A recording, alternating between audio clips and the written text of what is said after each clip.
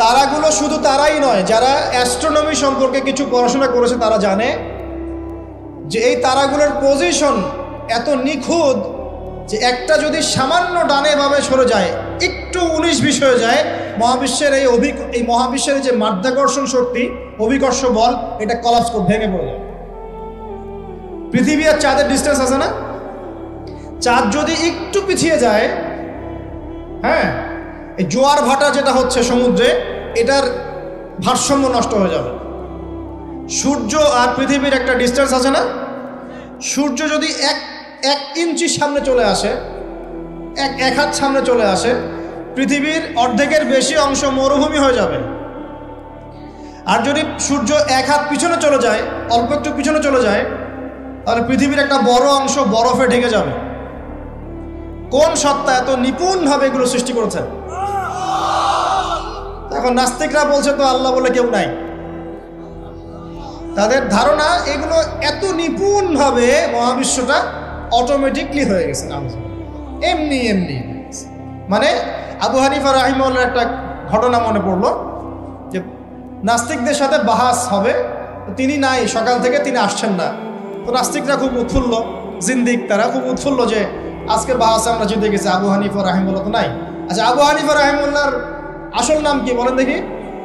ও ওলামায়ে কেরাম কেউ বলবেন না, আমি ইয়াং জেনারেশনের দৃষ্টি আকর্ষণ করছি। বলেন। নোমান বিন সাবিত। যাক, না বলতে পারলে ধরতাম কিন্তু। কত হিজরিতে জন্মগ্রহণ করেছেন বলেন? মায়ের দেওয়া দরকার এদেরকে ধরে। কত হিজরিতে? 80 হিজরিতে। ইন্তেকাল কত হিজরি? 150। আর্জেন্টিনার স্ট্রাইকারের নাম কি বলেন? এই তো, এই হচ্ছে অবস্থা আমাদের ভাই। ব্রাজিলের স্ট্রাইকারের নাম কি? গতকালকে বাংলাদেশের ম্যাচে কে ভালো খেলেছে? শাবাশ, আপনাদের দ্বারাই হবে ইনশাআল্লাহ। সুবহানাল্লাহ। ভাই, আমি বলছি না যে দুনিয়া সম্পর্কে জ্ঞান রাখবেন না, কিন্তু ইসলামের জ্ঞান বিসর্জন দিয়ে দুনিয়ার জ্ঞান অর্জন করে কোনো লাভ নাই, বরং এগুলো আমাদের পরকালে ক্ষতির কারণ হবে। দেখুন, আল্লাহ পাক কোরআনে এই তারাগুলোর পজিশনের কসম করেছেন। কোরআনের আয়াতগুলোকে আকাশের তারার সাথে তুলনা করা হচ্ছে কেন? কারণ তারাগুলো আপনাকে পথ দেখাবে। কি দেখাবে? আপনি তারাগুলো মিলাতে পারলে ডাইরেকশন খুঁজে পাবেন। মনে করেন আপনার কাছে কোনো ঘড়ি নাই, কোনো মোবাইল ফোন, কিচ্ছু নাই, আজকে থেকে আপনি 1000 বছর আগে চলে গেছেন। এখন সমুদ্রে আপনি যাত্রা করতেছেন, আপনি দিক চিনবেন কিভাবে? কোনটা পূর্ব, কোনটা পশ্চিম? রাতের বেলা আপনি কেমনে চিনবেন কোনটা পূর্ব, কোনটা পশ্চিম, কোনটা উত্তর, কোনটা দক্ষিণ? তারা দেখে চিনতেন। কিভাবে চিনতেন? আকাশের তারা দেখে আগেকার নাবিক যারা ছিলেন, সেইলর, তারা দিক চিনতেন। এই তারাগুলোকে দিক নির্দেশক বলা হয়। ঠিক একইভাবে কোরআনের আয়াতগুলো যদি আপনি একটার সাথে একটা হারমোনিয়াসলি মিলাতে পারেন, আপনি পথ খুঁজে পাবেন ইনশাআল্লাহ।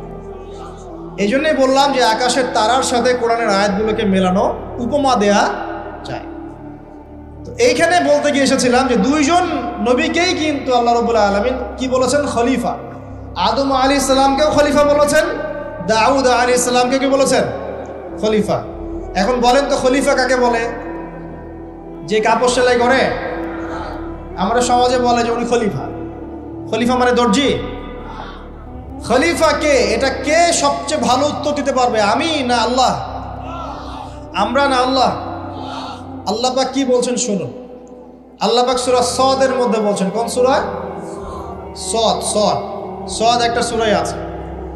এই সূরার মধ্যে 24 থেকে 26 নম্বর আয়াত পড়ে দেখবেন। আল্লাহ পাক বলছেন, ইয়া দাউদ, হে দাউদ আলাইহিস সালাম, ইন্না জাআলনাকা খলিফাতান ফিল আরদ।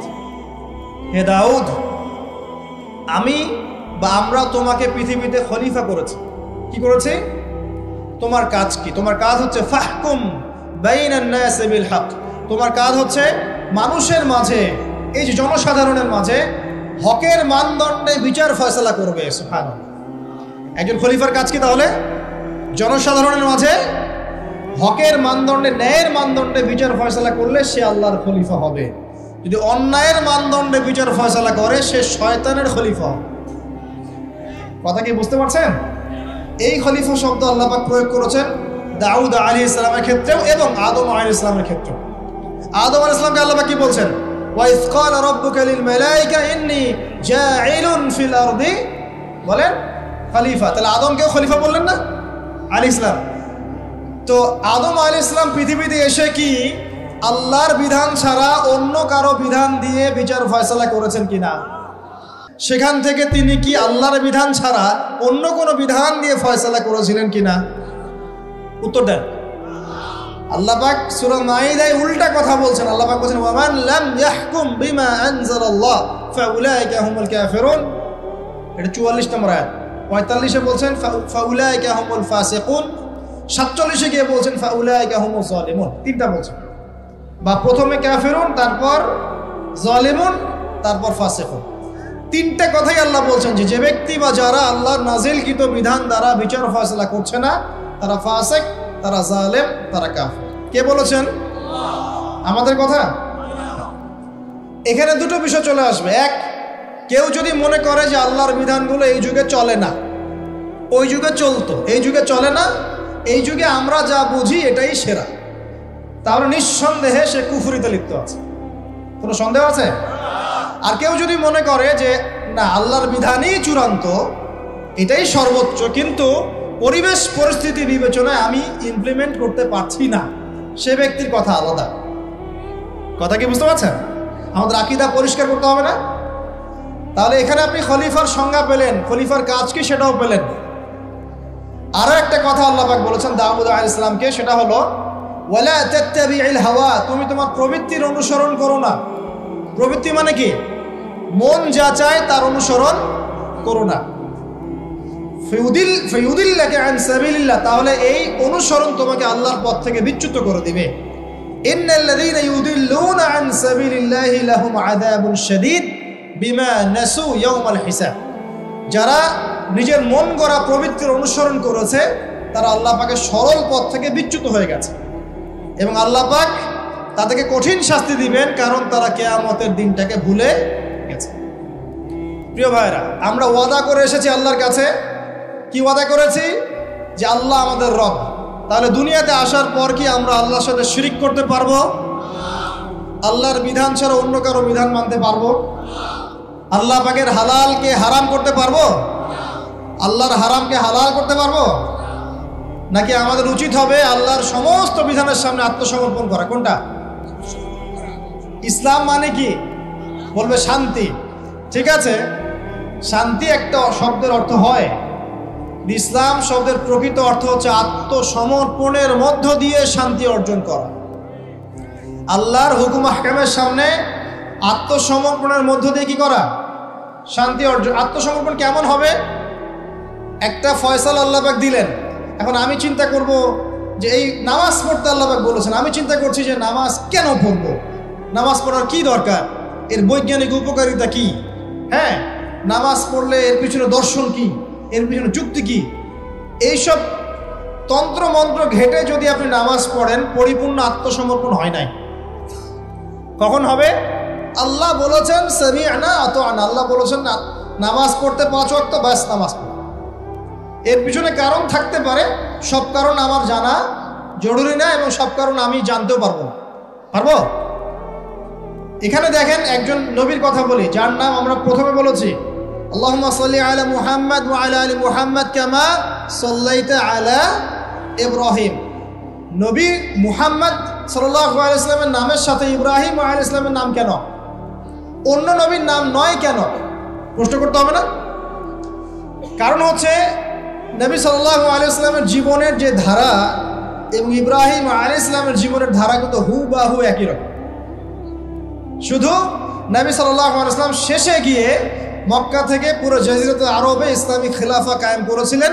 ইব্রাহিম আলাইহিস সালাম ওই সময়টা হয়তো পান নাই। That's all. এখন দেখেন ইব্রাহিম আলাইহিস সালাম সম্পর্কে আল্লাহ পাক কি বলছেন? আল্লাহ পাক বলছেন ইয ক্বালা লাহু রাব্বুহু আসলিম ক্বালা আসলামতু লিরাব্বিল আলামিন। আল্লাহ পাক যখনই ইব্রাহিমকে বলেছেন আলাইহিস সালাম আত্মসমর্পণ করো, ইব্রাহিম আলাইহিস সালাম আত্মসমর্পণ করেছেন, বলেছেন আসলামতু লিরাব্বিল আলামিন, আমি জগৎ সমূহের প্রতিপালকের সামনে আত্মসমর্পণ করলাম। একটা মিসাল দিচ্ছি, তার সন্তানকে জবাই করতে বলেছিলেন, মনে আছে? সন্তান বলেছিল যে ইয়া আবাতি ফাআল মা তু'মার, হে আমার আব্বা আপনাকে যে আদেশ করা হয়েছে আপনি তাই করেন। সাতাজিদুনি ইনশাআল্লাহু মিনাস সাবিরিন, ইনশাআল্লাহ আপনি আমাকে ধৈর্যশীল পাবেন। ইব্রাহিম আলাইহিস সালাম জবাই করার আগে কি আল্লাহকে প্রশ্ন করেছিলেন যে এর পিছনে যুক্তি কি, এর পিছনে দর্শন কি, এর পিছনে বিজ্ঞান কি? নাকি আল্লাহ আদেশ করেছেন বাস করেছেন? কোনটা? আল্লাহ পাক আদেশ করেছেন, চোখ বন্ধ করে কাজ করতে গিয়েছেন। এবং এই নবীকে আল্লাহ পাক বলছেন হুয়া সাম্মাকুমুল মুসলিমিন, তিনি তোমাদের নাম দিয়েছেন মুসলিম। তাহলে প্রথম মুসলিম কে পাচ্ছি আমরা এখানে? প্রথম সারির মুসলিম কে পাচ্ছে? ইব্রাহিম আলাইহিস সালাম, যিনি আল্লাহর আদেশ আসলেই বাস্তবায়ন করতে চলে যান। এর নাম প্রকৃত মুসলিম, আত্মসমর্পণ করা। আমরা কি সবকিছুর সামনে আত্মসমর্পণ করতে পারছি? যদি পারতাম তাহলে ইবাদত বন্দেগীর জীবনে পাক্কা মুসল্লি হয়ে অর্থনৈতিক জীবনে পাক্কা সুদখোর কেন হচ্ছে? আমরা নামাজ পড়ি না? নামাজ 5 ওয়াক্ত করি মাশাআল্লাহ, কিন্তু ব্যবসা করতে গিয়ে মাপে কম কেন দেই? ব্যবসা করতে গিয়ে আমি মজুদদারি কেন করি? আমি অন্যকে কেন ঠকাই? কেন ভেজাল মিশাই? পণ্যের সাথে ভেজাল কেন মিশাই? অর্থনৈতিক জীবনে গিয়ে আমি সুদ কেন খাই? ঘুষ কেন নিব? দুর্নীতি কেন করব যখন আমি 5 ওয়াক্ত নামাজ পড়ি? তার মানে কি জানেন? তার মানে আমরা এই আয়াতের উপর আমল করতে পারি নাই। কোন আয়াত? আল্লাহ পাক বলছেন উদখুলু ফিস সিলমি কাফা, তোমরা পরিপূর্ণরূপে ইসলামে প্রবেশ করো। এটা আয়াত আমল হয়েছে? কখন পরিপূর্ণ প্রবেশ হবে? যখন জীবনের প্রতিটা ক্ষেত্রেই আমরা ইসলাম পালন করতে পারব। ইসলামকে শুধু ইবাদত বন্দেগীর জীবনেই, খালি নামাজ রোজা হজ জাকাতের নামই কি ইসলাম? ব্যবসা ইসলাম নাই, পরিবারে নাই, অর্থনীতির মধ্যে নাই, রাজনীতির মধ্যে তো নাই। এটাতে থাকার দরকার নাই। এটা আমরা যা ভালো বুঝি তাই। এখানে ইসলামের হেদায়েতের দরকার নাই। এখানে পশ্চিমে অনেক তন্ত্র আছে, সেকুলারিজম আছে, ডেমোক্রেসি আছে, কমিউনিজম আছে। ইসলামের প্রয়োজন আছে? কোনো দরকার নাই। এটা আমরা মুখে বলি ঠিকই, কিন্তু আসলে বাস্তবায়ন কি করা সম্ভব হয়? 100% হয় না, কিন্তু হবে ইনশাল্লাহ। কবে হবে? যখন ইমামুল মাহদি আসবেন ইনশাআল্লাহ। কবে হবে? যখন ঈসা ইবনে মারইয়ামকে আল্লাহ আবার পাঠাবেন ইনশাআল্লাহ, তখন হবে। আমি একটা ভবিষ্যৎবাণী বলে যাই, এটা আমার ভবিষ্যৎবাণী না। কে বলেছেন? রাসূলুল্লাহ সাল্লাল্লাহু আলাইহি ওয়াসাল্লাম। কিয়ামত হবে না যতক্ষণ পর্যন্ত না ঈসা ইবনে মারইয়ামকে আল্লাহ পাক পাঠাচ্ছেন এবং তিনি একজন ন্যায়পরায়ণ শাসক হবেন, যিনি 40 বছর এই বিশ্বে ন্যায় বা শান্তি প্রতিষ্ঠা করবেন। কে বলেছেন এটা? মুহাম্মদ সাল্লাল্লাহু আলাইহি ওয়াসাল্লাম। কোথা থেকে শাসন পরিচালনা করবেন? বাংলাদেশ থেকে? উত্তর না। কোথা থেকে? যেই জায়গাটার মানে আমাদের মালিকানার জায়গা, সেখান থেকে আমাদের মুসলিম ভাই বোনদেরকে আজকে নির্মম নির্যাতন করে বের করে দিয়েছে না, তিনি সারা বিশ্বে ইসলাম প্রতিষ্ঠা করবেন ইনশাআল্লাহ। বিশ্বাস করেন? এটা সত্য কথা। এখনকার অবস্থা থেকে বোঝা যায়। এখন তো মনে হচ্ছে ইসলামের সাথে বিশ্বের শাসনের সাথে মুসলিমদের কোনো সম্পর্কই নেই, তাই মনে হয় না? কিন্তু এমনটা থাকবে না ইনশাআল্লাহ। বিশ্বাস করেন, এমনটা থাকবে না। হয়তো আমি অপদার্থ একজন মানুষ, আমি অপদার্থ, হয়তো আমরা অনেকে অপদার্থ, আমাদের দ্বারা হচ্ছে না, কিন্তু আল্লাহ পাক এমন একটা প্রজন্ম নিয়ে আসবেন ইনশাআল্লাহ, যারা আল্লাহ পাকের জমিনে আল্লাহর দিনটা প্রতিষ্ঠা করবে ইনশাআল্লাহ। দিন পালন আর প্রতিষ্ঠা এক জিনিস নয়। প্রতিষ্ঠা মানে হচ্ছে কাঁচা পাকা সমস্ত বাড়ির মধ্যে কালিমা লা ইলাহা ইল্লাল্লাহ প্রবেশ করবে ইনশাআল্লাহ। এমনটাও হাদিস এসেছে, একটা কাঁচা বাড়ি বাদ থাকবে না, একটা পাকা বাড়িও বাদ থাকবে না যেখানে আল্লাহ পাক তাওহীদের কালিমা লা ইলাহা ইল্লাল্লাহ প্রবেশ করাবেন না। আমরা কি ইসলামের এই বিজয় চাই? সত্যি চাই তো? তাহলে আজকে অ্যালার্ম দিব আর রাত্রেবেলা খেলা দেখতে উঠে যাবো ইনশাআল্লাহ, নাকি ভাই? এই বিজয় চাইলে কি লাগবে আমাদের? আমরা পশ্চিমা সংস্কৃতি অনুসরণ করব, ওদের মতো করে তেলাপোকা ছাড় দিব নাকি? তেলাপোকা ছাড় বোঝেন নাকি? মাথায় মনে হয় কিছু কিছু ইঁদুর আর তেলাপোকা ছেড়ে দিয়েছে, চেটে চেটে চুলগুলো এগুলো থেকে নাই করে দিয়েছে, সামনে এখানে একটু চুল আছে মাত্র। তেলাপোকা ছাড় যুব সমাজ করছে না? কাপড় চোপড়, পোশাক পরিচ্ছদ, তামাদ্দুন, তাহজিব সবকিছু পশ্চিমাদের থেকে নেওয়া হচ্ছে না? সংস্কৃতি নেওয়া হচ্ছে না? আজে বাজে সুদ ঘুষের সংস্কৃতি চলছে না? অশ্লীলতা, পর্নোগ্রাফি চলছে না? বেলাল্লাপনা, বেহায়াপনা চলছে না, বেপরদামি চলছে না? এগুলো করতে থাকলে কি আমরা সেই বিজয়ী জাতি হতে পারবো কিনা? আমার খোলা একটা প্রশ্ন আপনার কাছে। আমি তো আপনাকে কিছু চাপাই দিতে পারবো না, পারবো? একজন দায়ী বা একজন আলেম বা যে মুআল্লিম, তার কাজ কতটুকু? এতটুকু, এই 2 লাইন, ফাযাক্কির, তুমি উপদেশ দিবে। ইন্নামা আনতা মুযাক্কির, তুমি উপদেশ দাতা। লাস্তা আলাইহিম বিমুসাইতির, তুমি মানুষের উপরে দারোগা নও। আমরা কি দারোগা? শুধু প্রচার করা। যে ব্যক্তি রিসিভ করবে, কবুল করে নেবে, আল্লাহ তাকে দুনিয়াতেও সম্মানিত করবে ইনশাআল্লাহ, পরকালেও করবে ইনশাআল্লাহ। যারা করবে না তাদের ফয়সালা আল্লাহর কাছে। লাকুম দীনুকুম ওয়ালিয়া দিন, যার যার দিন তার তার কাছে, যার যার কবর তার তার কাছে। That's all. প্রিয় ভাইরা, বিজয় চাইলে কিছু কাজ আছে, করবেন ইনশাআল্লাহ। আল্লাহ তৌফিক দান করুন। তওবা করেন। জীবনে যত পাপ করেছেন এই পাপগুলোর কাছে খাতায় লিখবেন যে আমি এই পাপ জীবনে করেছি। মনে করেন, নিজের সাথে অনেস্ট হবেন, আয়নার সামনে দাঁড়াবেন, চোখ বন্ধ করে রাত্রেবেলা শুয়ে চিন্তা করবেন যে আমার তো বয়স হয়ে গেল 30, 40, 50, সারা জীবনে কি কি বড় বড় পাপগুলো করেছে। চিন্তা করে দেখবেন আপনি খুঁজে পাবেন। আমি দোয়া করি যে আপনি খুঁজে না পান, কিন্তু পাবেন ইনশাআল্লাহ। আপনি বহু নামাজ আপনি পড়েন নাই, কাজা করেছেন। বহু রোজা আপনি রাখেন নাই। যাকাত ফরজ হয়েছে সেই কবে আপনি দেন নাই। হ্যাঁ, হজ ফরজ হয়ে গেছে কবে, করছেন না, করেন নাই। বোনের সম্পত্তি দেন নাই, প্রতিবেশীর সম্পত্তি মেরে খেয়েছেন। কোনো কোনো ক্ষেত্রে দেখা যেতে পারে, এটাও হতে পারে এমনটাও যে আপনি জনগণের সম্পদও মেরে খেয়েছেন, এমন হতে পারে আপনি করাপশনে ছিলেন, হতে পারে জিনা করেছেন, মদ খেয়েছেন, ইত্যাদি ইত্যাদি, সুদ খেয়েছেন।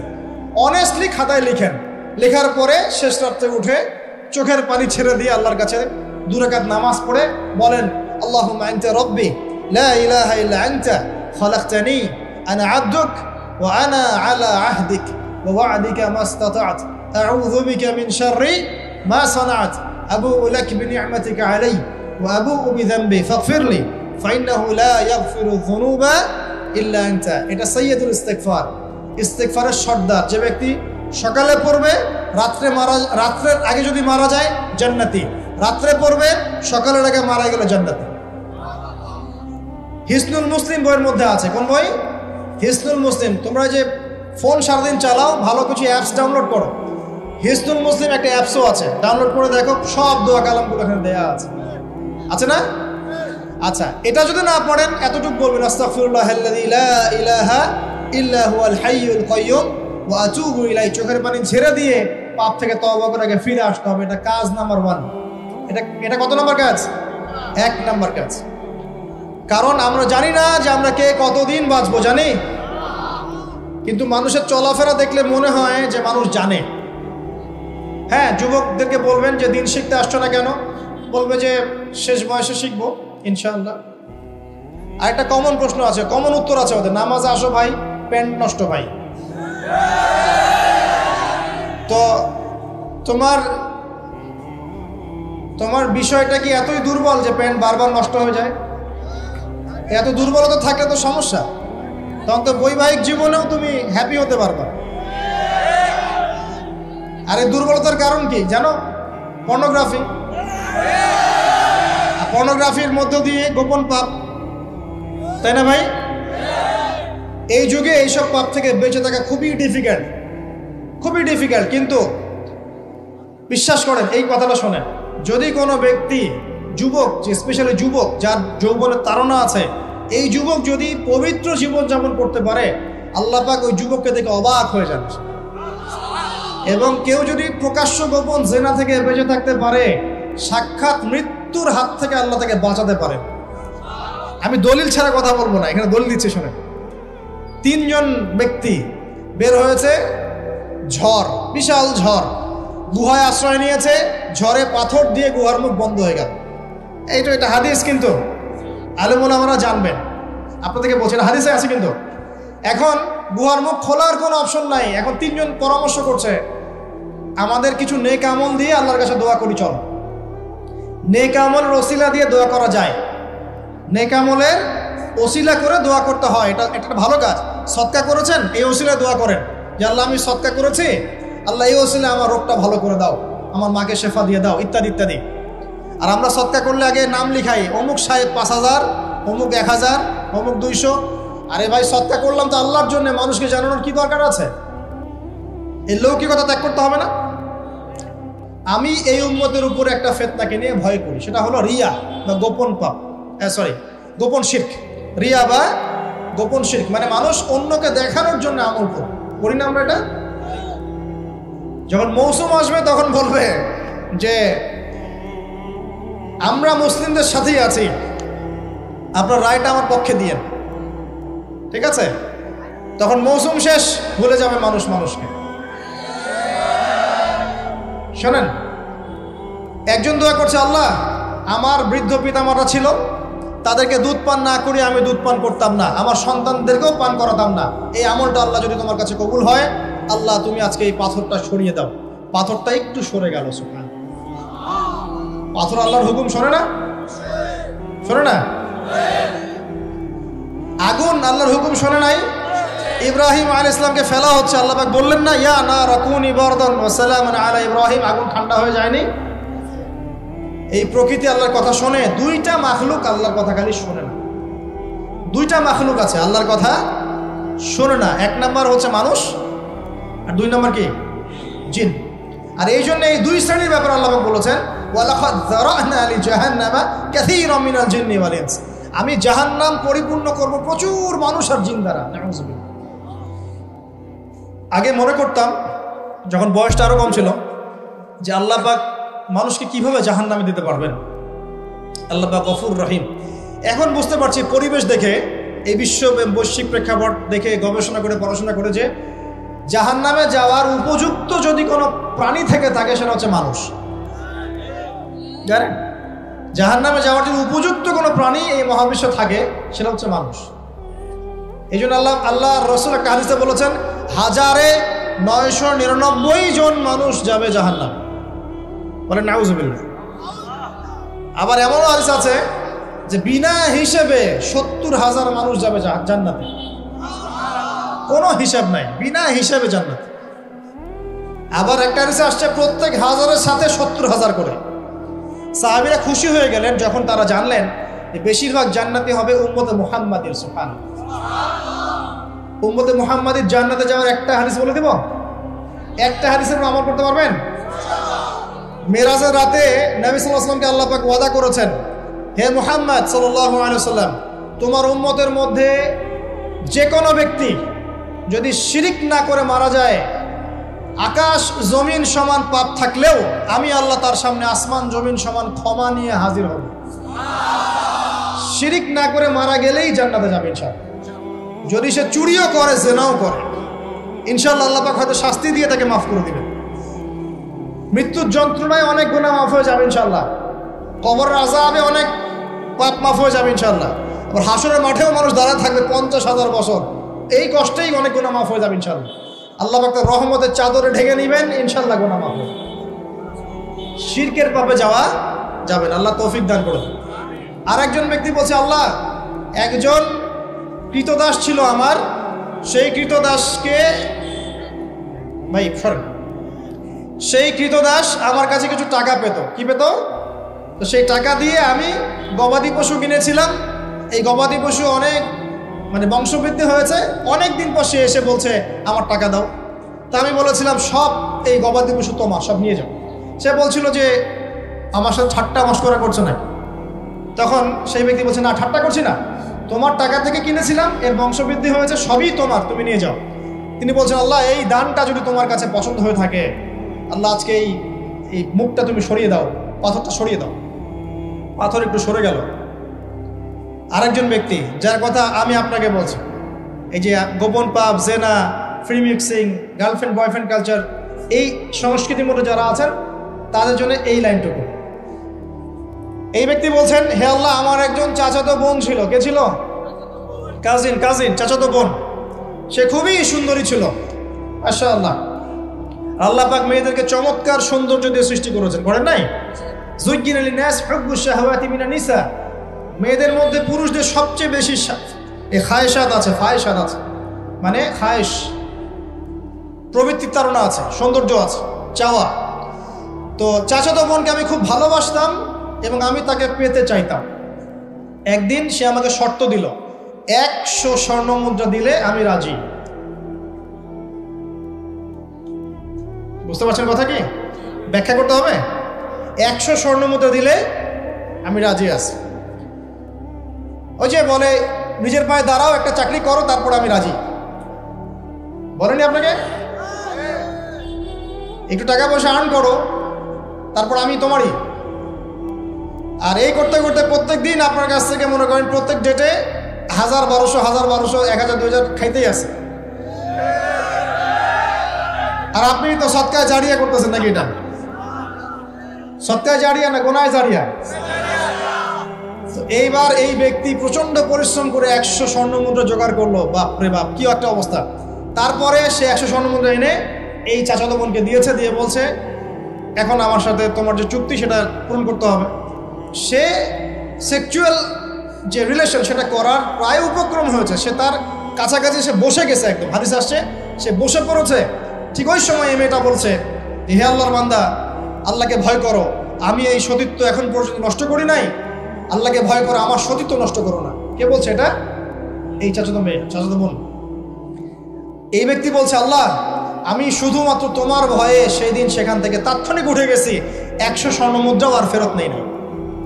তোমার কাছে যদি এই কাজটা কবুল হয়ে থাকে আল্লাহ, আজকে এই সাক্ষাৎ মৌতের হাত থেকে আমাকে বাঁচাও। এই পাথরটা পুরোটাই সরে গেল আলহামদুলিল্লাহ। আমি দলিল দিলাম আপনাকে যে দেখেন, যদি আপনি জেনা থেকে দূরে থাকতে পারেন, আল্লাহ পাক আপনার সব পাপ তো মাফ করে দিবে ইনশাআল্লাহ। আল্লাহ পাক আপনাকে সাক্ষাৎ মৌতের মতো বিপদ থেকে বাঁচাতে পারবেন। প্রিয় ভাইরা, তাহলে আমাদের প্রথম কাজ তওবা করে ফিরে আসা। তৃতীয় কাজ হচ্ছে একজন ব্যক্তিকে আদর্শ মেনে পুরো জীবনটা তার আদর্শে গড়ে তোলা। উঠা বসা, চলা ফেরা, ঘুম, খাওয়া দাওয়া, এভরিথিং পারবেন। চেহারা, সুরত, চুল টুল সব কিছুই। দাড়ি থাকবে চেহারায়, গর্বের সাথে দাড়ি রাখবেন, গর্বের সাথে বুক ফুলিয়ে দাড়ি রাখবেন। তাকওয়ার লেবাস পরবেন, পোশাক পরবেন, ঠিক আছে। মোচ ছোট করে ফেলবেন, টাকনুর উপরে কাপড় উঠিয়ে ফেলবেন, ঠিক আছে। লেবাস, পোশাক, কথাবার্তা, আমল, আকীদা, আখলাক সবকিছু কার মতো হবে? রাসূলুল্লাহ সাল্লাল্লাহু আলাইহি ওয়াসাল্লামের সুন্নাত মোতাবেক। এটা আপনার 2 নম্বর কাজ। 3 নম্বর কাজ হচ্ছে পড়াশোনা করা। কি করা? দ্বীনি ইলম অর্জন করা। আগে সহজ বইগুলো পড়বেন, তারপর আস্তে আস্তে কঠিন বইয়ের দিকে যাবেন। এবং পড়াশোনার সময় উলামায়ে কেরামের সাথে সম্পর্ক রাখবেন। একা একা পণ্ডিত হতে যাবেন না, তাহলে সমস্যা আছে। একা পণ্ডিত অনেক মানুষ এখন বলে যে আলেম ওলামাদের সাথে সম্পর্ক রাখার দরকার নাই, বইপত্র নিজে পড়বা, বুখারী, মুসলিম, তিরমিজি, নাসাই, আবু দাউদ, মিশকাত সব নিজে পড়ে নিজেই ইস্তিহাদ করে মুস্তাহিদ হয়ে যাবে। এরকমও ফিতনা কিন্তু চলছে সমাজে। এগুলো ভয়ঙ্কর ফিতনা। এবং এক পর্যায়ে বলে দিবে দরকার নাই, ওটা মানা শিরক বলে দিবে। শিরক বলে না, বলে শিরক।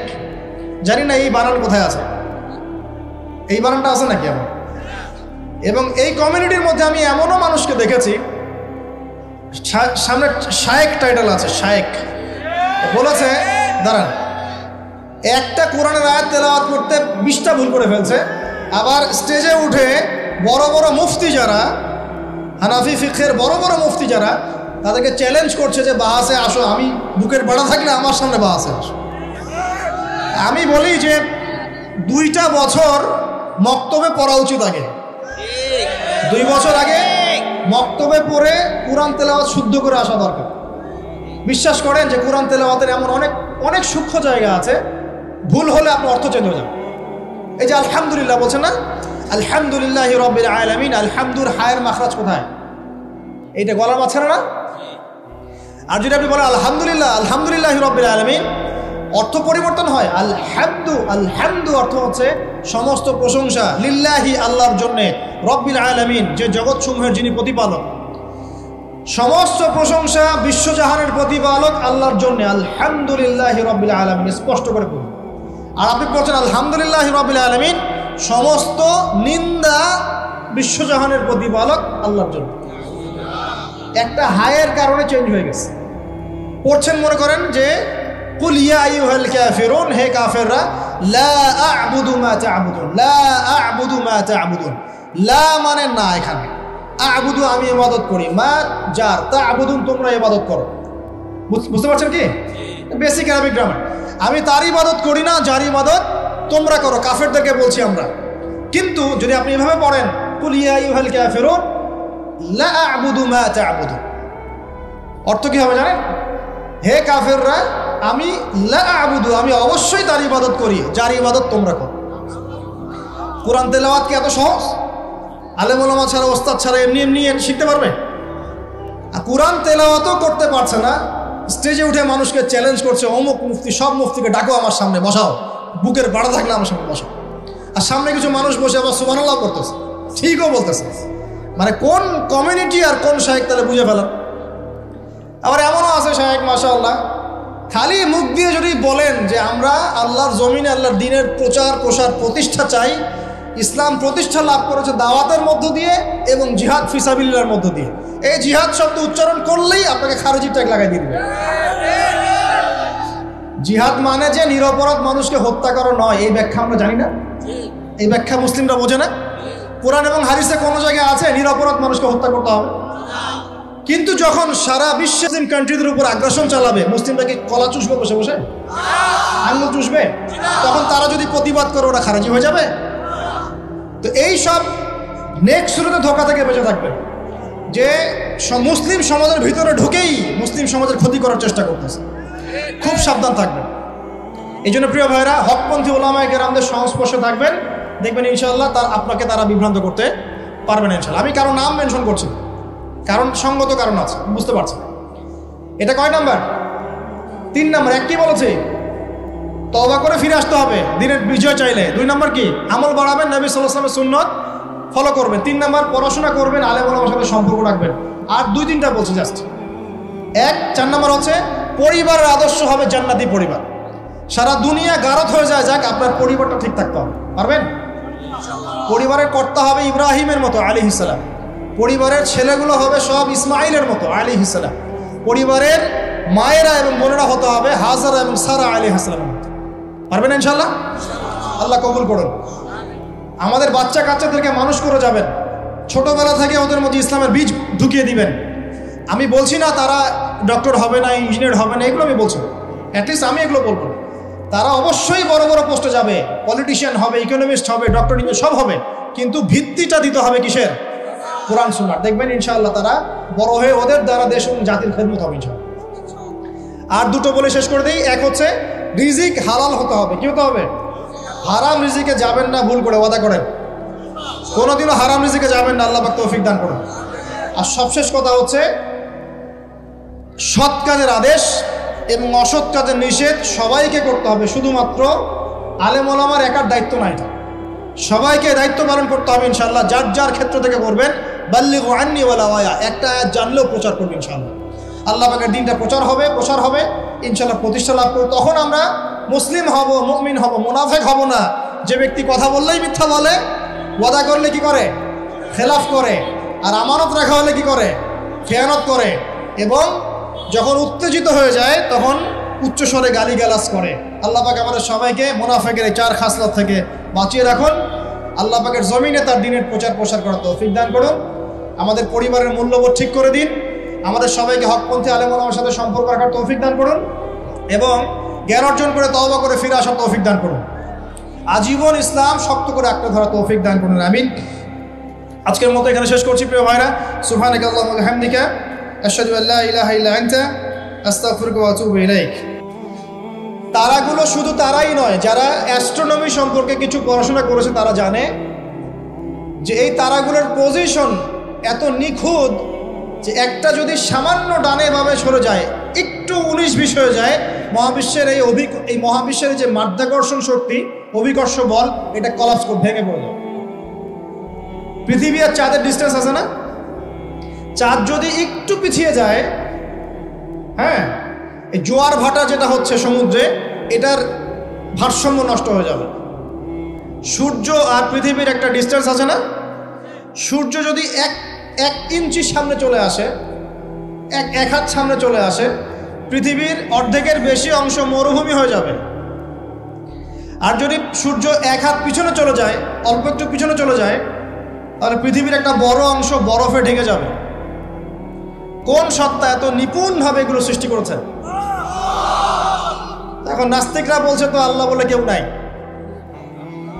তাদের ধারণা এগুলো এত নিপুণভাবে মহাবিশ্বটা অটোমেটিকলি হয়ে গেছে, এমনি এমনি।